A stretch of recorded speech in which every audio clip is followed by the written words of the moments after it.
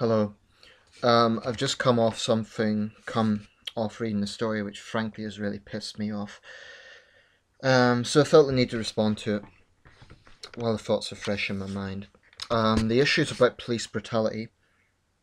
I think I may have made a video about this before, about the subject, I mean. But this is focusing on one specific case. A woman called Stephanie Rutter, 25. I should say this happened 2 years ago, but I believe there's no evidence to suggest that anything has changed in terms of the situation in this country. So I think it's still valid. This happened in January 2011. Basically, this woman was arrested after an argument with her boyfriend, and at a police station, I believe in Runcorn, Cheshire. Footage clearly shows four officers pinning this woman down, stripping her naked, and clearly she's sustained injuries. She was left bleeding at the end. I'll try and put a link to the footage if I can. But I'm pleased to see she took legal action against him. Unfortunately, I can't find the outcome of that situation, but the case against her was dropped. But she decided to take legal action against Len. I'm reading the article here in The Sun, which admittedly isn't a paper I usually like, but you know what, I hate police brutality just as much as I don't have much time for the tabloids. But this is what it says.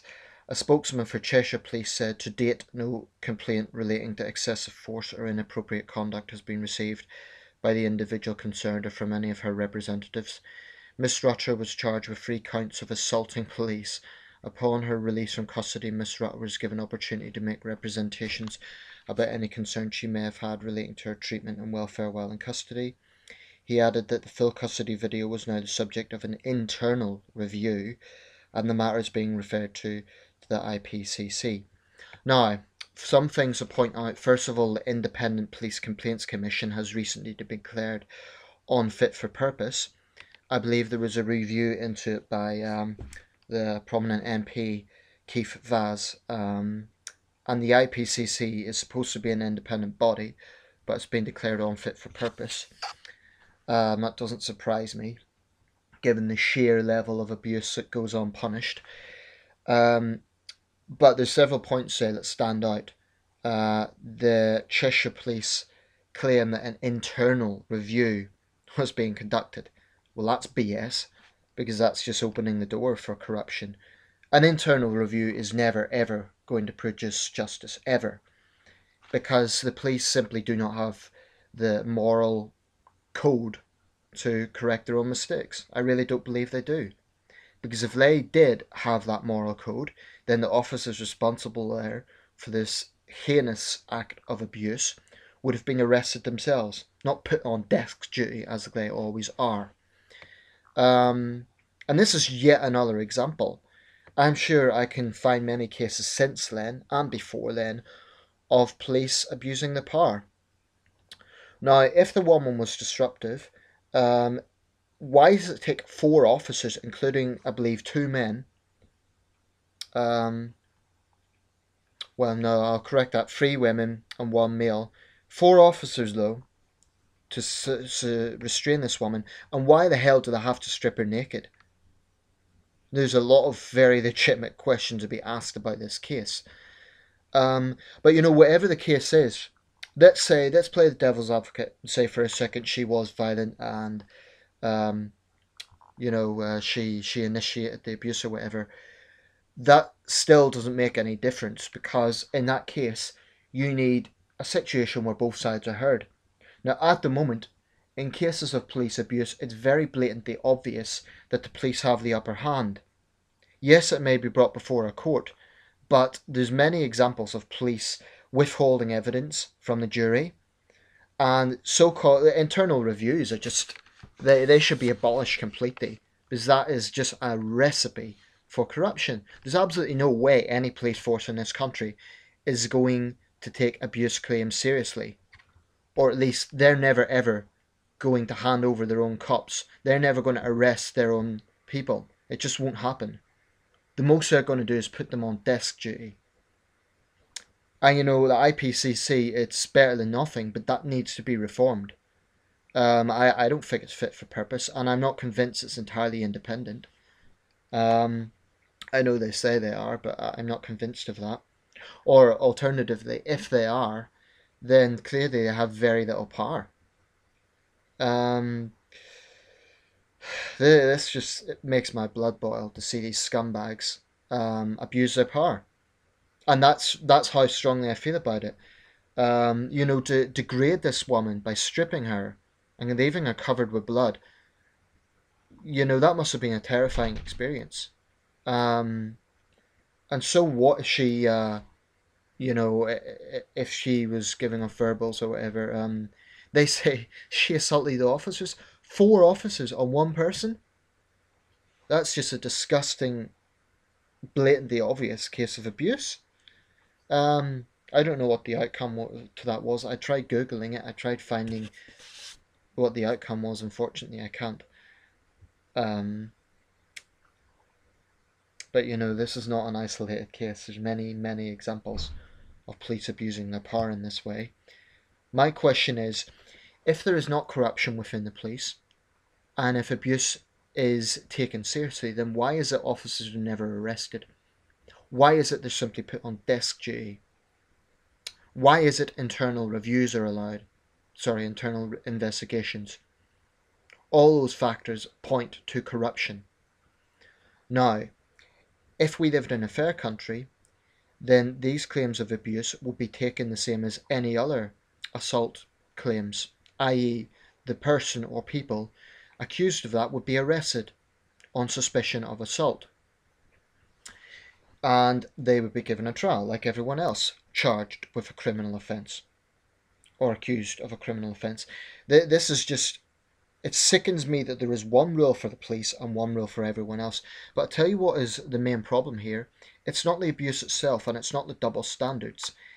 It's the fact that there is a lot of public apathy, because the public automatically assume, a lot of members of the public automatically assume that, oh well, they're police, they're in uniform, they're respectable, therefore they must be right. The public, in their great wisdom, never sort of try to comprehend that actually this may have been an abuse of power, and actually the so-called criminal involved may have it may have been a case of mistaken identity. There may have been a case of a minor crime being blown out of proportion. There's a lot of situations where the level of force used is absolutely not proportionate to the crime involved. Now, let's put this in context. This woman, her offence was, I don't even know what the offence was. Apparently it was an argument with her boyfriend. I don't know if she'd used violence, so it was a claim of assault, or I don't know what it was. But, we aren't talking about officers tackling an armed terrorist here.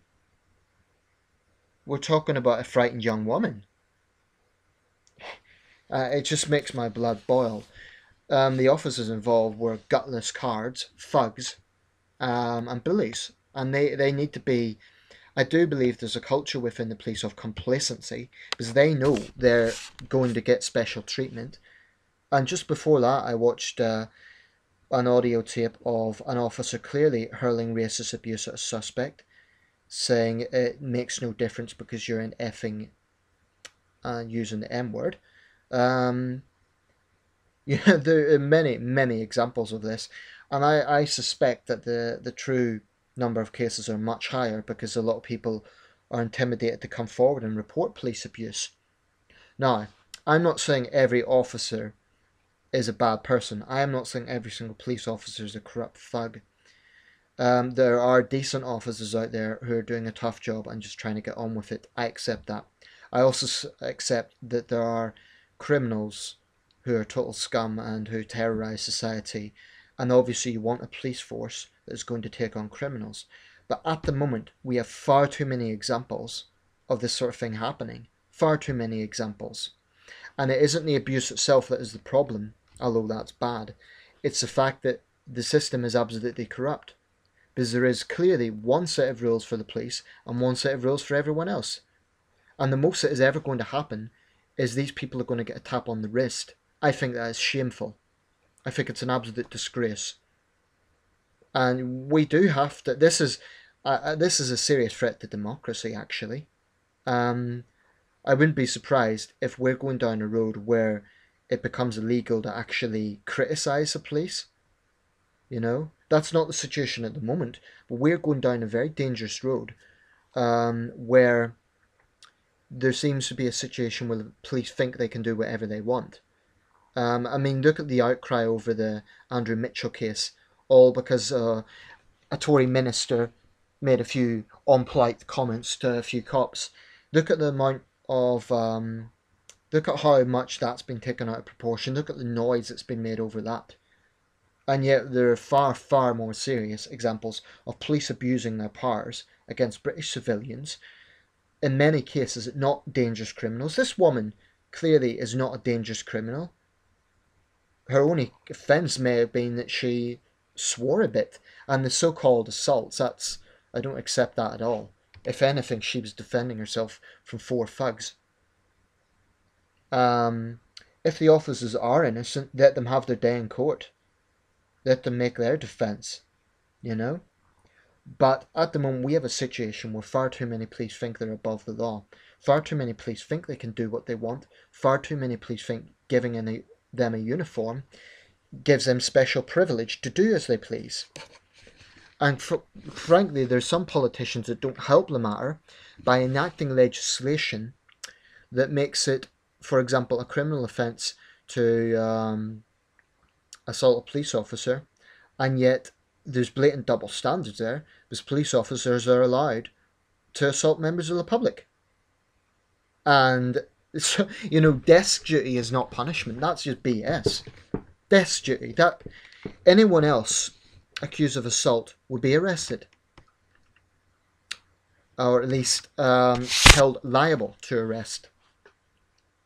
And this sickens me. And the police always turn around and say, oh, you know, if politicians do raise these issues, the police turn around and say, oh, you're undermining our authority.